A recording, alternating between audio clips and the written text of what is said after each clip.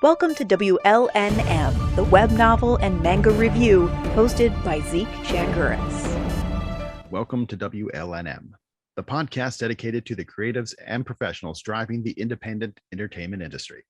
We'd like to welcome John Montoya, a voiceover editor based in California that recently began living his dream, or for many of us, the dream. Welcome to the show, and tell us about this professional dream you had. Hey. Well, first of all, thank you for having me. You're an awesome person. When you reached out to me, I was like, whoa, I didn't expect to get interviewed this quickly in my career. But yeah, man, thank you for having me on the show. You're welcome. You're welcome. I am a dialogue / voiceover editor mainly in the game industry, although I've worked on some television shows and stuff like that. Let's see here. I moved here in June, California, to pursue my full-time career after I basically lost my job at another place in Texas. They basically laid me off. So I was like, you know what? Instead of working a quote normal job, I'm going to pursue my dream in the industry. And somehow I've made it work. I've made it work so far, and it's been a wild ride. Hey, I have to give credit to anybody who takes that blind leap of faith when you're like, I want to go for it. I don't have a net and I'm going to jump anyway. And that's always a really brave thing. Oh, well, dude, thank you. The story of how I got here is actually kind of crazy. So after I had lost my job, I had a buddy working at a recording studio in Burbank, and he was like, hey, we're hiring. I was like, you know what? Screw it. Let's go for it. So on a Friday afternoon, I submitted my application, waited over the weekend, and then on that Monday, I received an email from one of the coordinators asking if I can go to an interview the next day.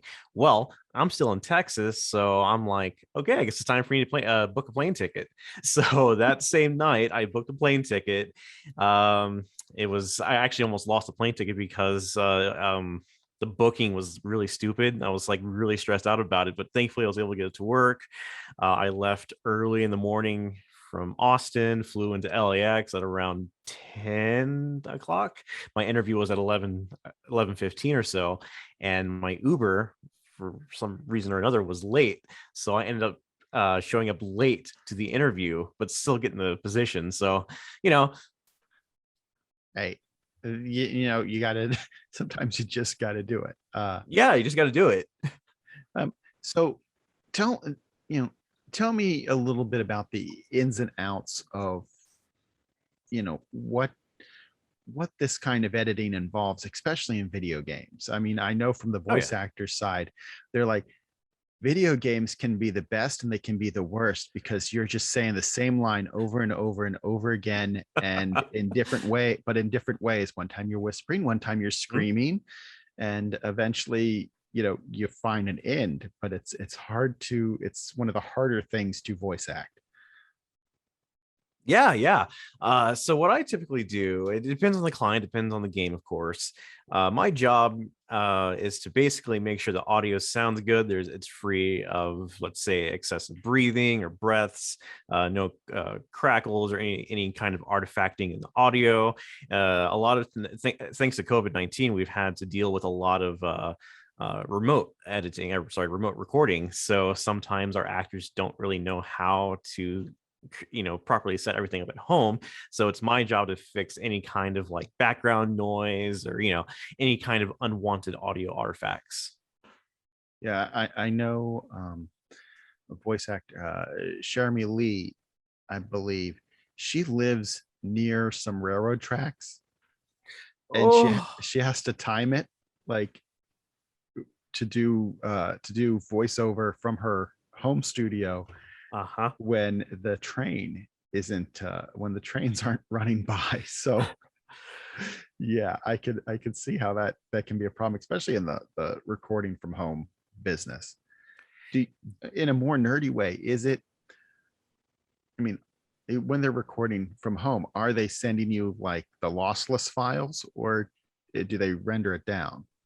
Oh, thankfully they send me the raw audio from their end. So we use what's called Source Connect, and basically it's software that lets you literally connect to the source of the actor's audio, so it's close to lossless quality as possible. But considering still over the internet, they're still going to have some minor hiccups here and there. So we have the actor, typically at least, depending on the studio, we have the actor record on their end, and then we take both the source connect and raw audio.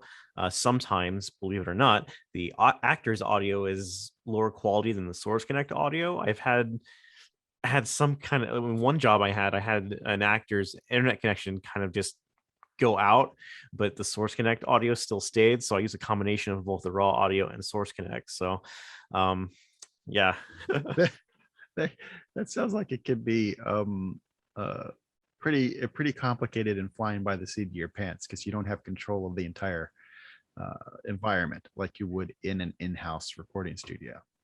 Oh, and the worst part about remotes is I have to sync the audio with the actor's audio, because it's separated. It's not in the same. We use Pro Tools at one of my studios, so we don't have that audio recording at the same time. It's not synced. So one of my jobs is to literally look at each take and see where it is in the session. Sometimes we'll have like one line at, let's say, 20 at the 20-minute line. Like line 1 will be there, line 2 will be at 40 minutes, line 3 will be at 10 minutes. Like it's all over the place sometimes. So That sounds maddening.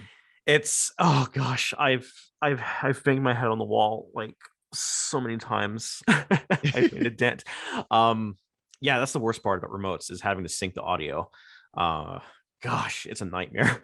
Yeah, I honestly I can sympathize and manage in some ways, because when I used to do some stuff for I used to work for a healthcare system and record doctors, and the doctors would want to be like record at home and then give it to me, and just syncing them up with a whole PowerPoint deck was a nightmare, because they all think they can do it. I'm like, yep. No, have somebody who can read at a good pace without an accent so thick that I can't understand you. Yeah, but they all, of course, they all think they can do it, and never realize how hard it is to read a paragraph and not screw up. And cold reads are the worst, especially if you're still new to the industry. Cold reads. When a newbie is reading a script for the first time, it can be kind of cringy, because they'll take like 20 minutes to do like one line. Like, dude, come on, we have only 2 hours to do this entire like 40-page script. We have to get this over with. Yeah, I've got this one kid, a high school kid, in one of my classes. He generally does a cold read most of the time, because we do the morning announcements like a news show, and he's really good. They all, being kids, they still have that Ron Burgundy, I will read exactly what is on the page at times. So if I don't get it right, they kind of screw it up. But he's just amazing. I hope that he's looking to do some sort of career with his voice, because he's got a lot of talent there, and I'm trying to encourage him in that area, because he's got this amazing ability to read. He's one of those voices you like to listen to. And man, it's so much easier nowadays to get into the industry. All you need is maybe $200-300 worth of audio equipment, and then bam, you can be in a video game or commercial. It's insane. Yeah. So I would definitely encourage him to do that. Yeah, I mean, I went the whole route and got lessons and created a demo and all that fun stuff. And it's just, for me, it's just been a chance at finding the right opportunities, which, this isn't what I want. It wasn't like, oh my God, this needs to be the career that I end up in. It's more like, this is something that I've always wanted to do. This is something I've always wanted to know more about. And what a better way to understand it than try and go through the process of it. And I'd be a happy man if one day, I got cast as a background character, just that voice in the background. Come on, you can do it. Come on, you can do it. Random character A, B, and C. Yes, yes. I love random. I mean, hey, those background characters. And what I love sometimes is you see that the like the lead actors are also doing voices for the background characters, and Yep. that is spectacular. A lot of people are like think it's shameful if you get into like an anime or whatever and you're only voicing background characters. It's like, no, one, it's a paycheck, it's a gig. Yes. Two, a lot of the lead actors, like all these big name actors that you typically think of, they don't always land those big gigs. Sometimes they're only cast to do certain things. Maybe they have the perfect voice for this one random dude in the marketplace or whatever. Like, Yeah. it's horrible how people are all like, well, so and so had a bigger role, how come you couldn't? It's like, no, dude, like it's like an orchestra. You have to have all of these people make one big awesome thing. So I think about the background actors as they're like the set musicians. yes, oh yeah, They're the set musicians of the dubbing world. You know, they work steady, they work professional. I had the opportunity to be an extra in a film, and oh that dude, was nice. amazing work. Yeah, I got to spend about 4 hours about 20 feet from Tom Hanks. So Oh dude, it was like a master's class in acting. Yeah, now that's an experience. it is. Oh, Yes, and I was ironically playing an audio engineer. of course. Of course, I was standing at the edge of the stage as he stood there with the Uptown Quartet for a beautiful day in the neighborhood. So he was playing Fred Rogers, and I was standing there at the edge of the stage listening to the Uptown Quartet, changing my body position 3 times and looking interested the entire time. So it was, yeah, it was a great, 16-hour day, but it was amazing. Here, let me just pick up my jaw off the ground. Holy crap, that's amazing. It was really cool. It really was, and I'm so happy I got to do it. My wife got cast actually, but her scene got cut. Oh no! She was in the elevator with what's his name, Reese, the guy who married Felicity from God, yeah.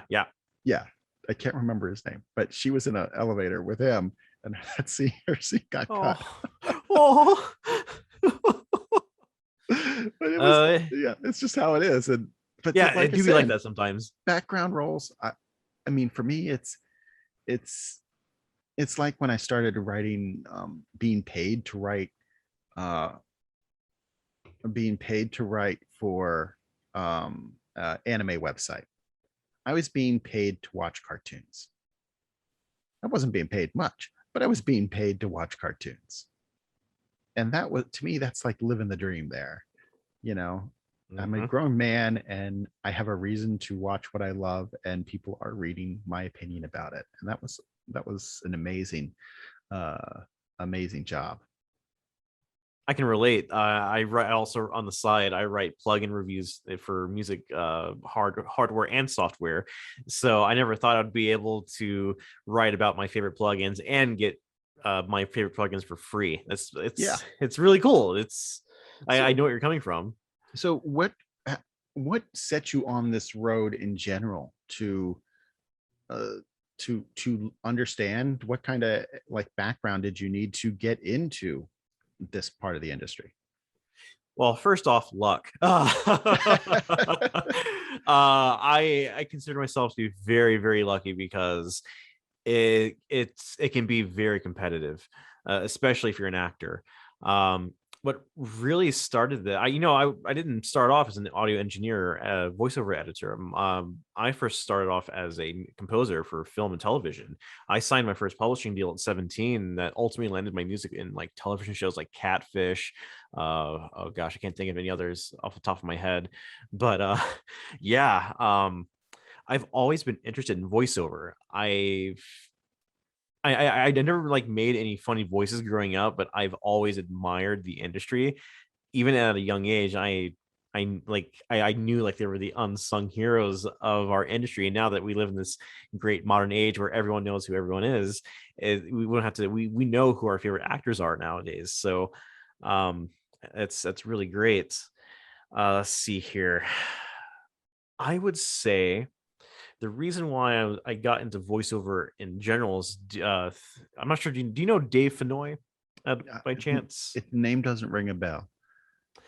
I knew him as Lee Everett in Telltale's Walking Dead. Okay. He's been in all sorts of things. He's an amazing dude. Really humble. Love him to death. So I was at E3 2015. It was my very first E3. I was 19 at the time. And by then I'd felt like, you know what?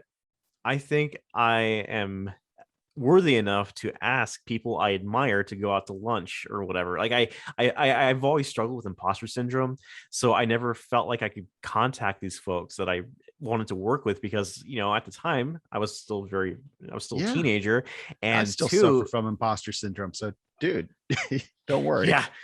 Oh, it can be so bad and crippling sometimes. So I'm at E3 and I'm in a hotel, and I said, you know what? If I'm able to get into an industry only event before it was open to the public, I think I can ask some people out and like, hey, let's get some lunch.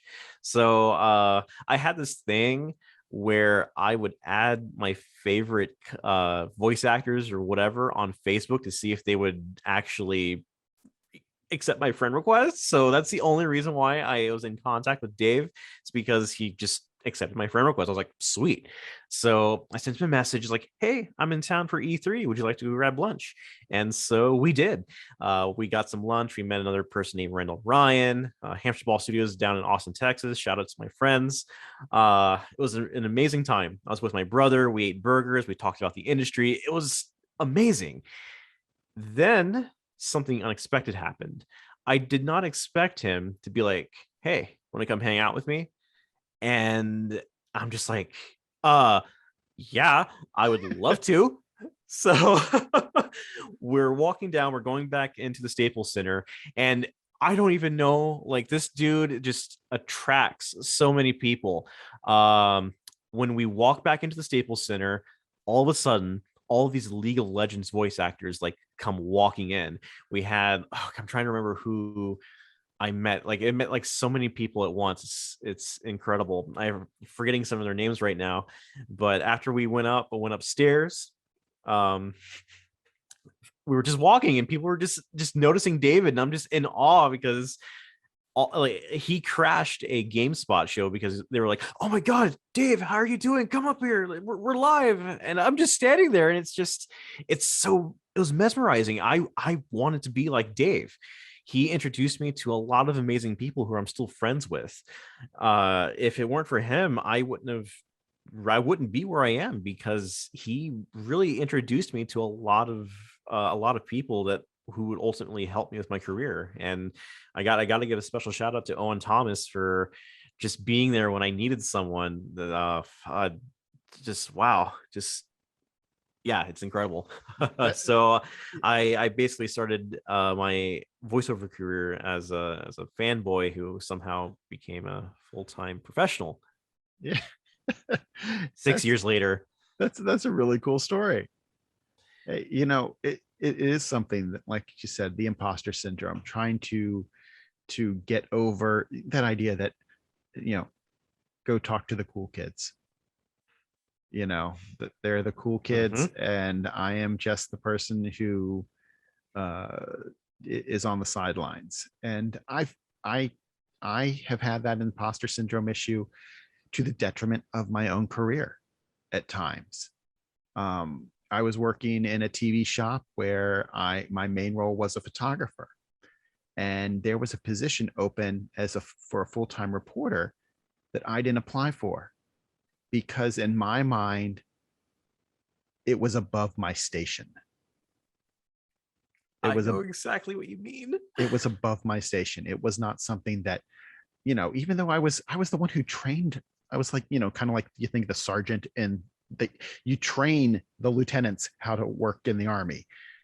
I trained the reporters how to do everything. but I didn't think it was I thought it was above me to say, hey, you know what? I can do their job just as well. And so I let that opportunity pass me by. I still had a great career, but that would have really sent me in my career on a different track because I didn't think that was my role.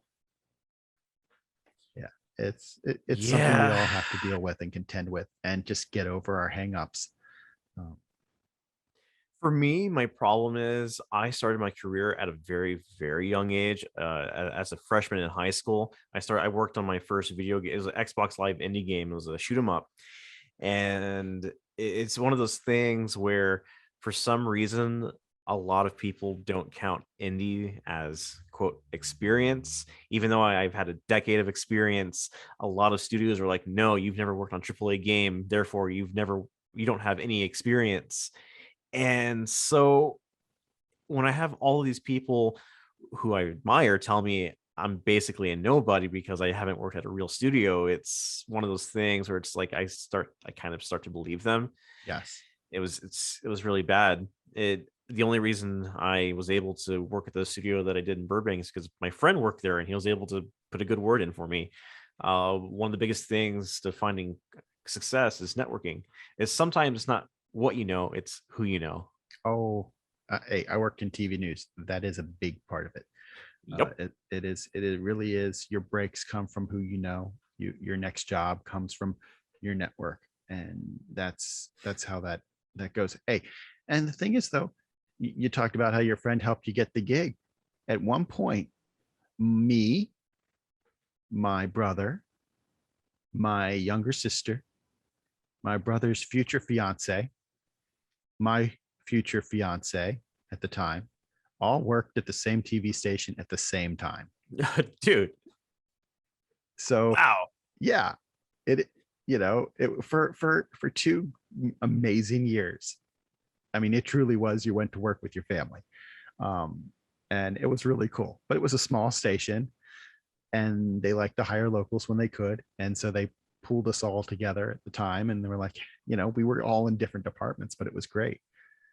Though also that professional let the door open thing, it was it wasn't Steve Jobs who made doubled the amount of circuits on the Atari circuit board. It was this pal Woz who came in and after hours and hung out with him that did it. But Wozniak didn't get credit for doubling the circuits because he wasn't an employee. Hmm. Yeah. Yeah, that story still pisses me off. Yeah. Yep. Hey, I think he ended up doing just fine. Yeah. I would say so. Just I think he ended up doing okay. Yeah. So I mean, you said your schedule kind of fluctuates a lot. So yes. for those who really don't understand the the life of someone who works in an on-demand industry, which is kind of what TV news is in a lot of ways too. Um, how do you figure? How does that happen? I mean, is it just like people make appointments and you got to make house calls? How is it done? So right now, I work at one studio in particular in North Hollywood.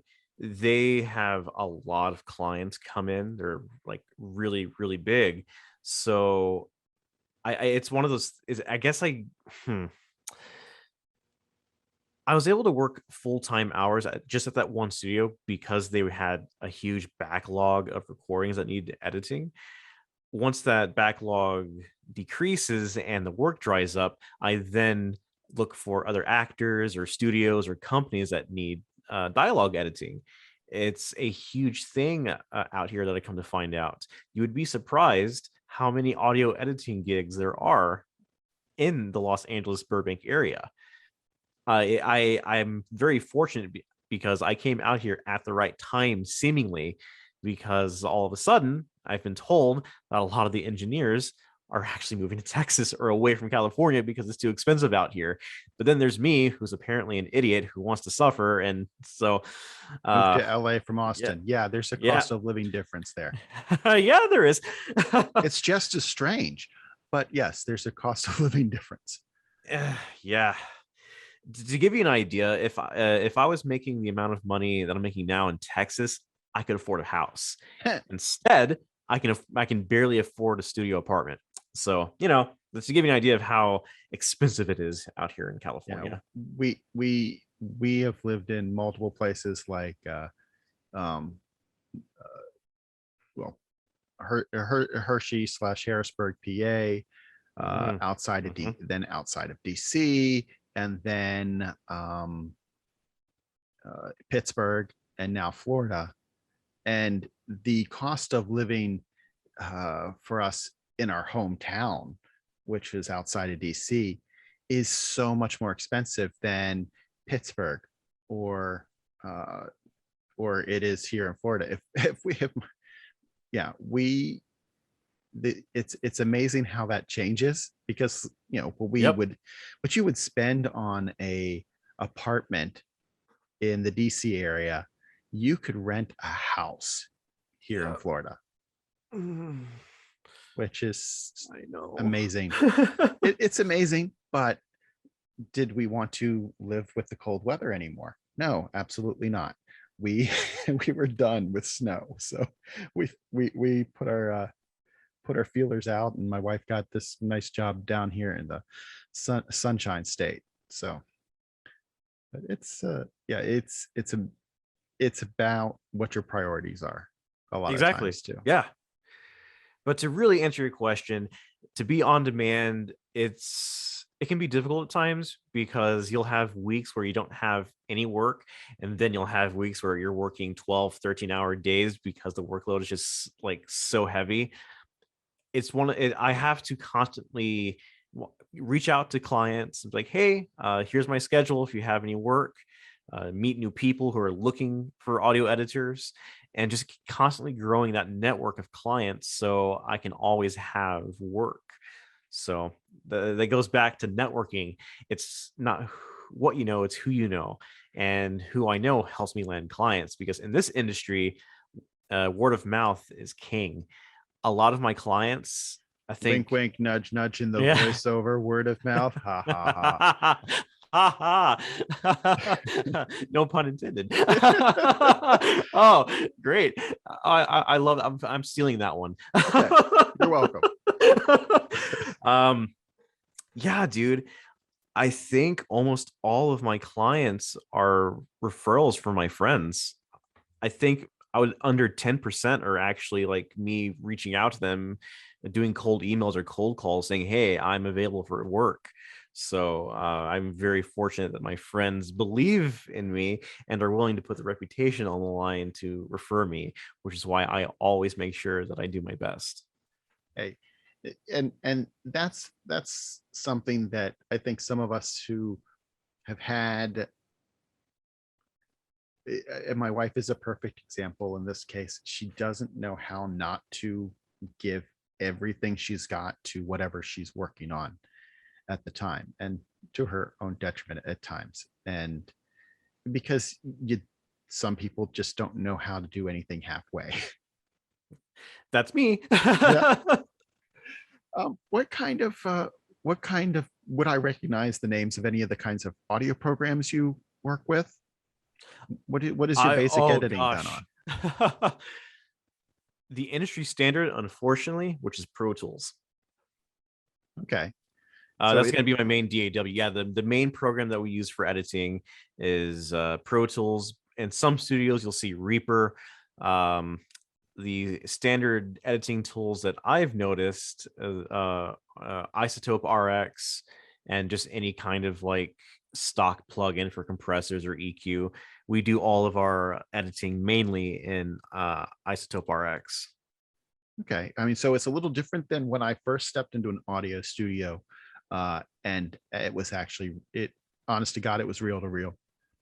I learned how to edit reel to reel. Oh, I love that so much. I was there through through the reel to reel to digital revolution. And I agree there are some positives and negatives to both. Um, yeah, I really, well, here's the key. So what does it take? What does it take to get good at audio editing? For me, it took a lot of patience and trial and error. To Okay. get really good, you kind of have to have someone there to let you know if you suck or not, because if you don't have a reference, you're gonna obviously think all the work that you do is phenomenal. I cannot tell you how many times I've had to like stuff my foot in my mouth when I've said, "Yeah, I'm awesome. I know what I'm doing," and then all of a sudden I have someone who has worked in a studio for 20 plus years tell me, "You made a simple mistake. How could you miss this?" And then when I hear it, or when he shows me the area and it lets me listen to it, I actually hear the mistake. So to know when you're good is to have someone tell you that you're bad. Okay. Well, it's kind of like the I was telling my kids in the editing class, don't ever title a project file final. It's like bad luck, because it'll be final, that'll be final 2.0. Having flashbacks. Yeah. So I like never title your render final. It just is asking for trouble, because you constantly, you'll listen to it, and there are things I'm sure that you've done where you're like, this is perfect, this is absolutely perfect, and then you go back and listen to it and you're like, yep, I should have done this, or maybe I should have adjusted this here. And yeah, you're never quite satisfied. That's me with my music. I have to wait at least a day before I release it and listen to it again with fresh ears. I've scrapped entire projects because of that. I'm like, why did I think this was awesome last night? This is horrible. So all right, any advice that you would give to anyone who's considering a career in audio? Oh boy. Any advice? Hmm.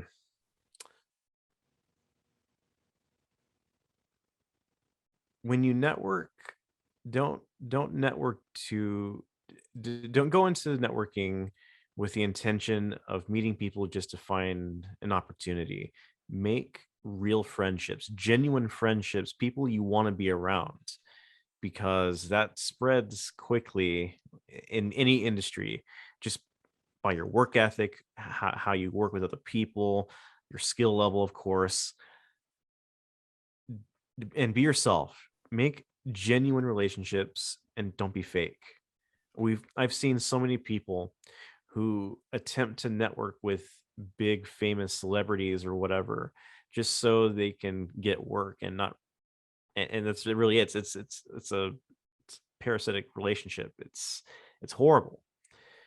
I have to thank my best friend and brother at this point, River Ken Off, for getting me into so many places. If it weren't for him, I wouldn't have a full-time career.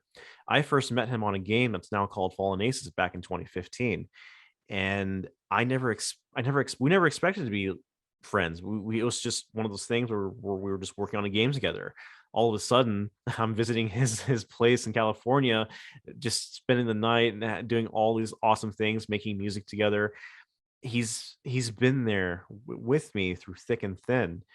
And when I told him, "Hey, it's time for me to do this. I'm moving to California for real this time," he stepped up to the plate and went and batted for me. He recommended me to a lot of people. He continually helps me by networking, ensuring that I because I have some bad mental health days. He's there to make sure that I'm insane, and he helps me with my imposter syndrome. So my biggest piece of advice is to make real friends, maintain those relationships, because you never know what will happen. Hey, I think that's some absolutely wonderful advice. whether you're going in the audio business, the news business, or any other thing, is to be genuine and seek out those genuine connections. I want to thank John for taking time to speak with us today. And if you like what you've heard and want to hear more, click the subscribe button. And until next time, keep reading. This has been a WLNM podcast.